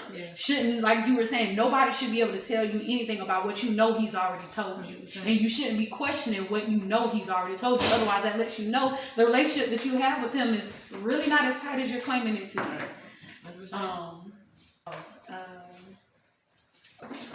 The last one, a female in a relationship is out having girls' night with her friends, and she starts basically dancing inappropriately on a guy at a party. Would you say that it's just her partying, like having fun? Would you say that it's her cheating? Or C, her being inappropriate? Or D, harmless? Inappropriate. Who want to start it? I mean, it's kind of pretty much self-explanatory. I mean, some people in the world, I would say people in the world think that that's okay. For me, I've never been that party chick. I've just never been in the club scene, things like that. Me personally, I'm just going to keep it real. To me, dancing on a guy, to me, in a sense, is low-key. To me, that's almost like you're I'm just going to say, like you're hunching. Your clothes on. I'm sorry. To me, that's how I've always viewed it. But that's why I say inappropriately. You know what I'm saying? If you backing it up on a dude, and I want to keep it as transparent as possible, because I remember, you know what I'm saying, people used to always ask me growing up, why you don't never dance? I'm like, why am I dancing? Why am I dancing with this man? We basically doing something we ain't got no business doing. We just got clothes on. Like, you shouldn't have, like I mentioned in the previous podcast, like, I've never been that chick. I'm not going to say never. Now, especially even more so now, you know what I'm saying, that I'm saved. It's like, I don't like for men to touch me. And it's not just from just being able to cop feels, but I don't know what you got on you. And some people may look at that as like, oh, you're being a bit extreme, but you don't know. That's just like one thing my grandma used to say, you can't let everybody pray for you, because you don't know what their intentions are. I don't know what you really and truly feel about me. So you coming over here, you're trying to talk to me. You can talk to me without touching me. You know what I'm saying? I feel like my body, it's my temple. It's mine. It's precious. You can't just allow any and everybody on you. You know what I'm saying? And those type of atmospheres creates and being in those type of atmospheres, it creates those lustful thoughts. It creates, you know what I'm saying, pornographic or pornography. So we talked about last. Exactly. So the sexual immorality, you know what I'm saying? And you want to keep yourself as far away as possible from those things. You know what I'm saying? Because at the end of the day, we are human first. You know what I'm saying? We are going to have those desires because it's just our natural human instinct. But of course, through Christ, He's going to help us, you know what I'm saying, keep those away from us. You know what I'm saying? Because when you're close to Him and when your mind is on Him, He will keep you in perfect peace. So me personally, no. Even when I was in the world, I was never that girl that danced on dudes. I was the wall. I was holding up the wall. I'm gonna say this. Everybody know that about me. Shakina over there holding up the wall. I'm gonna say this. I'm gonna try to keep this short.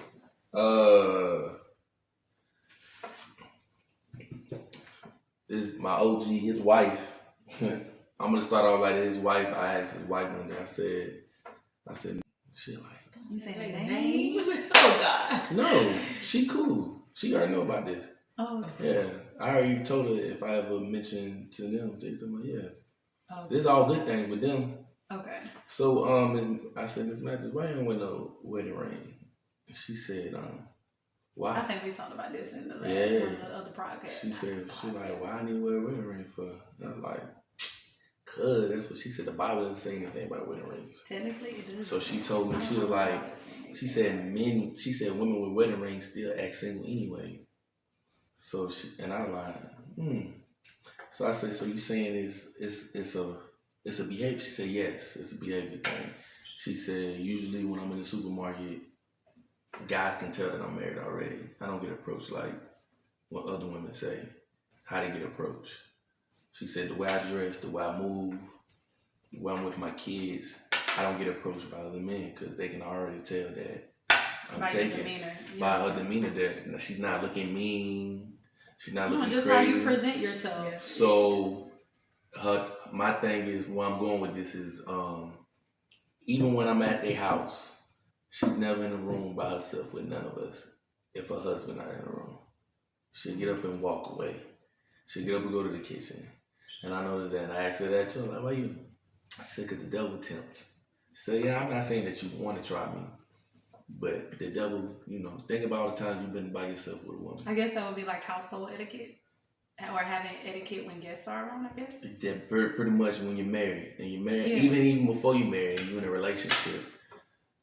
She never want to put herself around too many men, so she'll just get up and leave until her husband comes back in the room. And even if, ain't nothing but men in the room, she's not gonna be in there. Not because her husband don't want her in there, because that's what she feels is best. That she don't want to put herself around all those men like that. So all I'm saying is that if your mindset ain't already like that, you feel me, and you feel free, that you feel like you just having fun, then I'm telling the guys, don't talk to her. I'm just be honest with you, because I ain't never been in no relationship to where, even I've been in a relationship with a female did go out to the club. They stopped going because of when we went out. If they asked me to go out and I said, nah, I don't want to go, they ain't going. Not because I told them they can't go. They just feel like they don't want to go or whatnot. So I feel like the man sets the tone. So if you setting the tone already that you going out doing your own thing anyway, that's exactly what she gonna do too. All right? And sometimes that might not be the case either. Sometimes that just might be her. So you just need to let her go. And it is the wrong thing to do for a man or a woman to go out while you in a relationship, especially if you married. If you married, why are you even going to the club anyway? I'm just be honest. A club is for single people. It's just be for real. And if club is for worldly people. Yeah, matter of fact, there you go. Club is for worldly people from light skin. If you're following Christ, there is no reason why you should be in a club. Period. Because like you said, it's too much temptation there. There's nothing there for you. And alcohol brings a lot out. And I know this from experience. So you get how this is why dudes, remember I said this on another podcast, I ain't trying to tell y'all a secret. This is why dudes always say, what are you drinking on? So they can bring a drink to your house. Because once you get under the influence, it's much easier to convince you to do something you don't supposed to be doing. Mm-hmm. So if you're watching this, just be mindful of when a dude's like, oh, you want to go smoke? Oh, you want to drink? They clearly trying to set a tone of what their intentions are. But the girl pretty much, the way the world is set up now, from what I see, that's what they want. I don't know. The girls I done talked to today, they tired of getting asked, oh, come to my house, we can drink, or come to my house so we can smoke. And they don't, I feel like it's the type of woman. That's what I'm saying. It may be how they perceive you. Right. Sometimes unintentionally, you may be giving off a vibe. You're right. Which is causing men, and that doesn't mean that you're purposely doing it. It just may be the way you're presenting yourself. You know what I'm saying? It's how you're walking, and that's, I don't even want to go into prime example. You have people in this world are sick. Their minds are twisted. It's perverted. The spirit of perversion.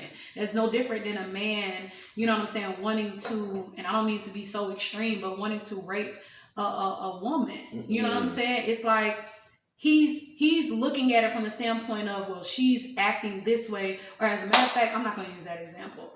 When a man is looking at a young girl and then using the excuse, well, she was walking around here acting like, you know what I'm saying, showing, that's a child. Right.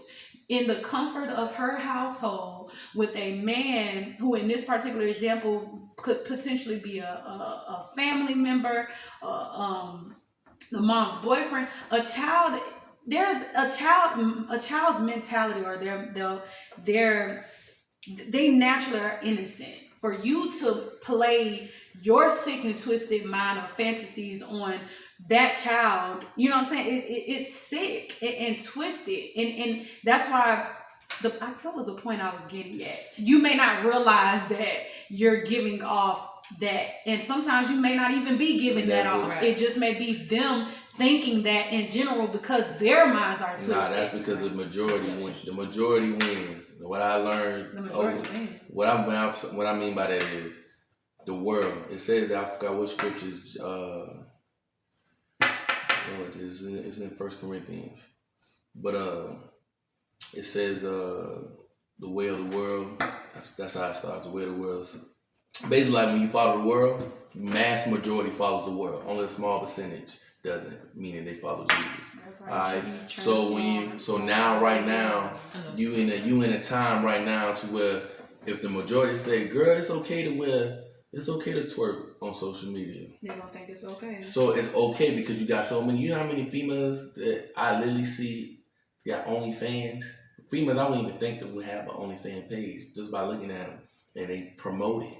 They're like, "Oh, you should live on OnlyFans." I'm like, OnlyFans. Everybody got one. And I literally said this at work. I said, it used to be a time to where women would be scared to even do so much like that. Now it's like, but it's so available. Okay. Everything is so available. It's like now it's justifying like, well, you know, if I'm gonna do it, then I might as well make money doing it. And I'm thinking to myself like, where is this coming from? And then the dudes who even subscribing to it, I'm talking about the same dudes who be trying to preach or be trying to say I have standards. I literally put on my. I just felt after I had did a study, so I put on a study. I said I'm a man with standards. I had this old lady.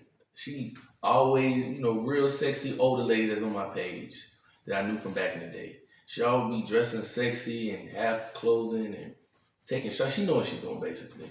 So she come on my Friday. Listen, so she knows what she's doing. She got on my status, started trying to play me to the left, like, oh, you a man with standards, but you a guy with 2 kids with 2 different baby mamas. So I said, okay. I said, well, I made mistakes, but I have standards now. It's impossible for you to have standards if you had 2 kids. Why you ain't marry him? Why you ain't do this? Why you ain't do that? And I'm like, well, why you dress sexy?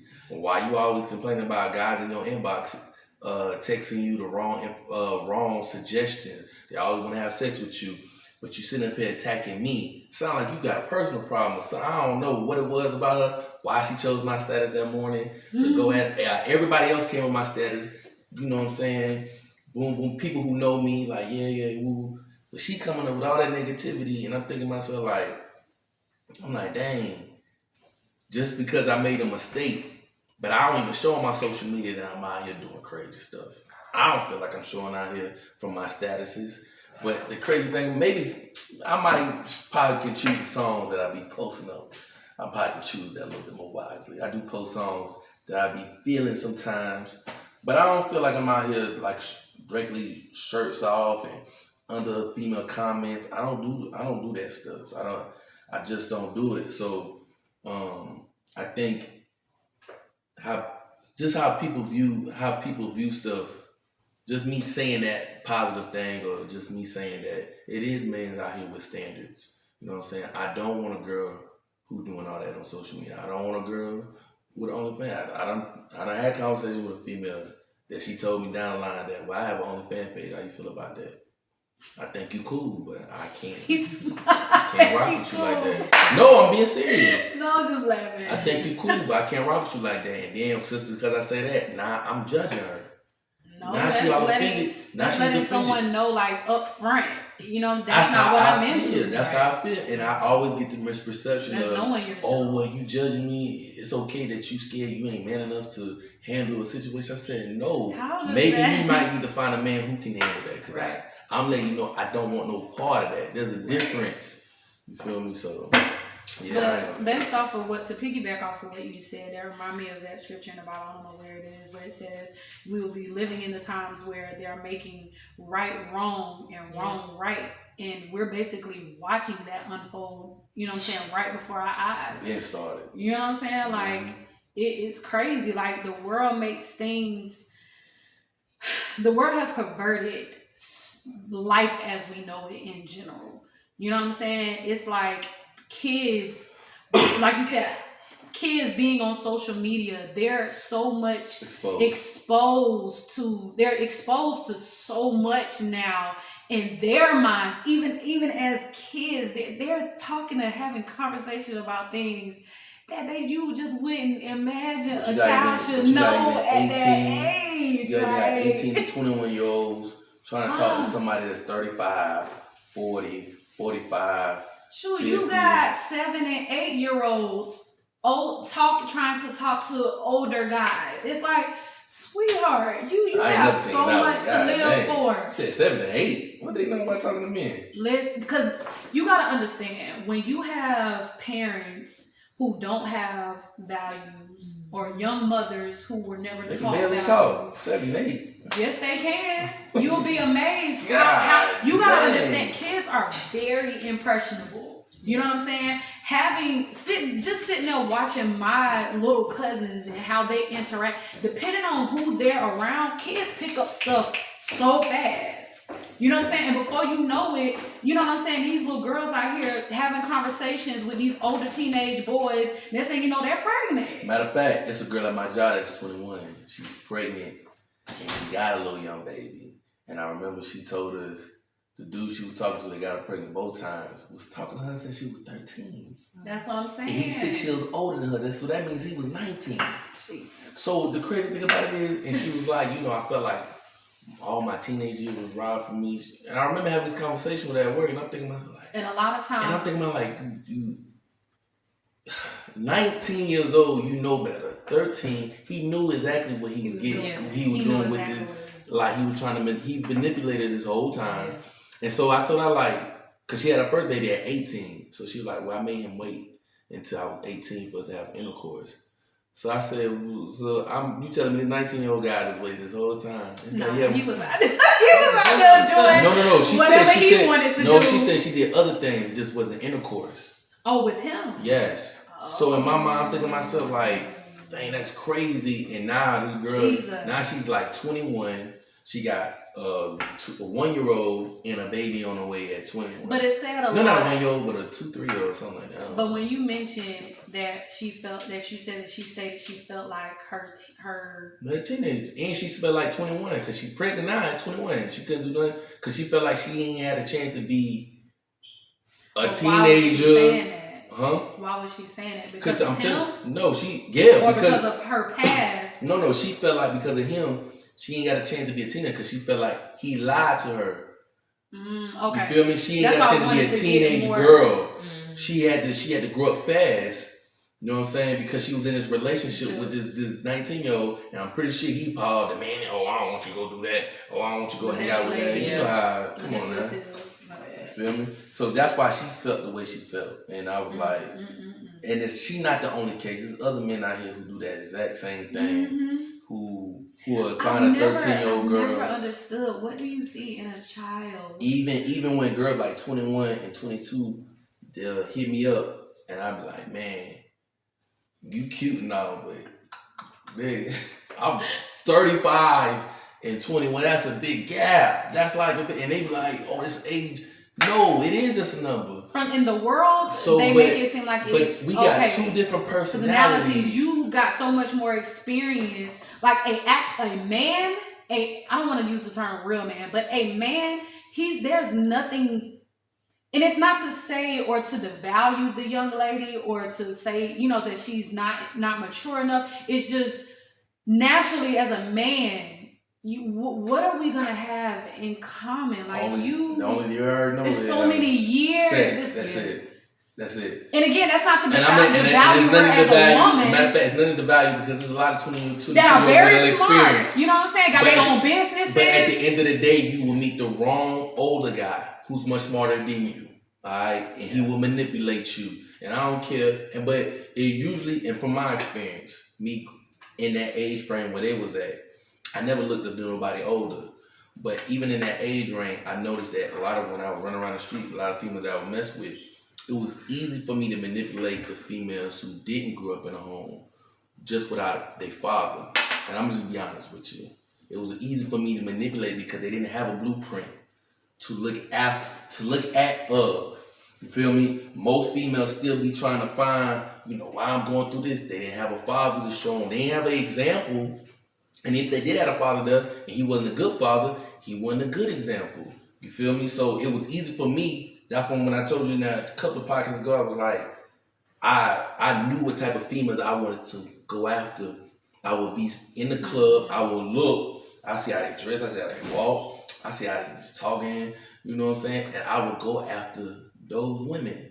I wouldn't go after the female. And if I talk to them, they like, and I can see they got, some type of sense. Or they be like, well, my daddy is my daddy. I'm like, I just want to be cool with them. I want to be cool with them because I already knew I ain't gonna take you out on no date. Easy targets, basically. Pretty much. So you're looking for the easy targets. That's what men ain't stupid. They know what they doing when they be dealing with the young girls, and when they be on here talking about, I be literally hearing dudes like, vagina is vagina. So that's how this is what I hear on a daily basis from different men through going out through my life. They feel like just because it's a vagina on it, they have to go after it, and that's just weird to me. So that just means that their minds are not, in the right place.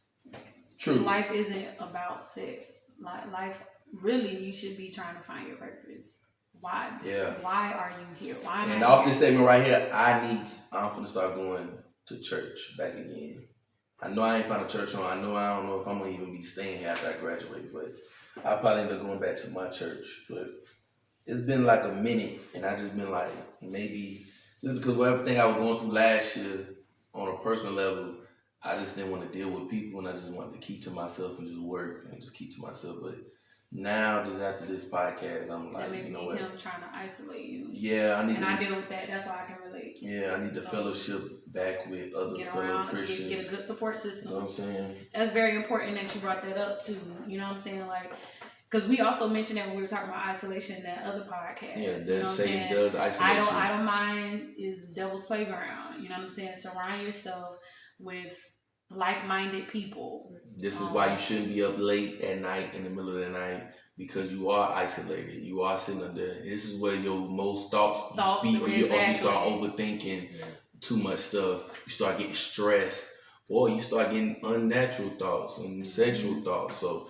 it's best to go to bed at a reasonable time.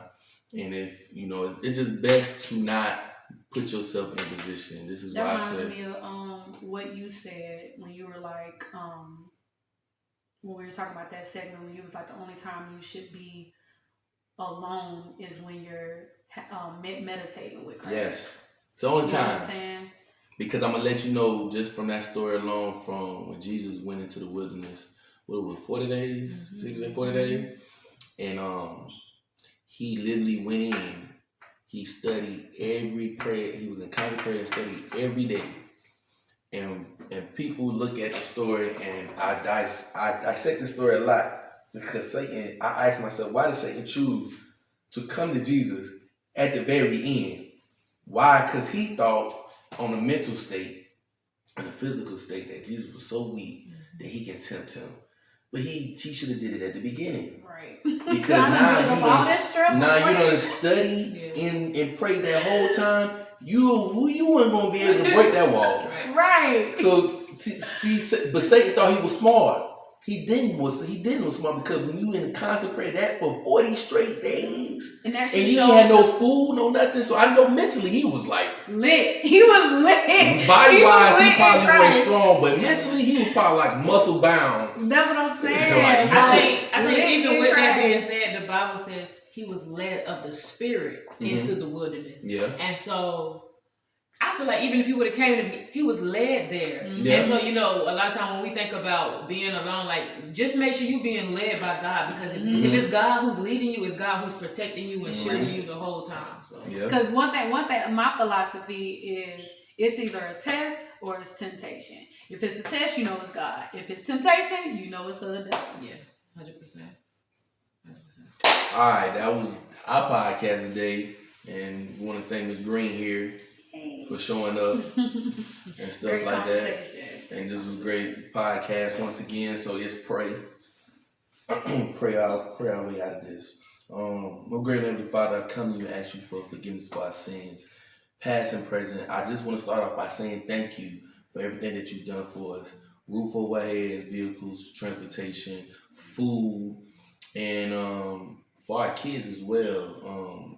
Thank you just for allowing us to be the vessel and choosing us to raise your babies, and allow us and give us the strength and the patience and the knowledge to pass on to our babies as well, and give them the tools to make it out in this world.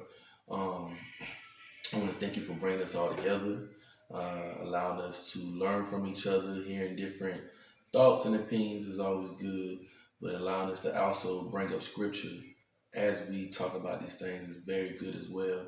So I thank you for leading this through this podcast that we did. Allow us to take what we learned from this, from each other, and implement it in our own lives. I want to pray for our families and friends, and I also want to pray for our enemies as well. And then just thank you for allowing us to come into a whole new week. Watch over us tonight. For those who have to drive on the roadways, have traveling mercies back to their destinations. And I just can't get enough by saying thank you once again in your precious name, amen.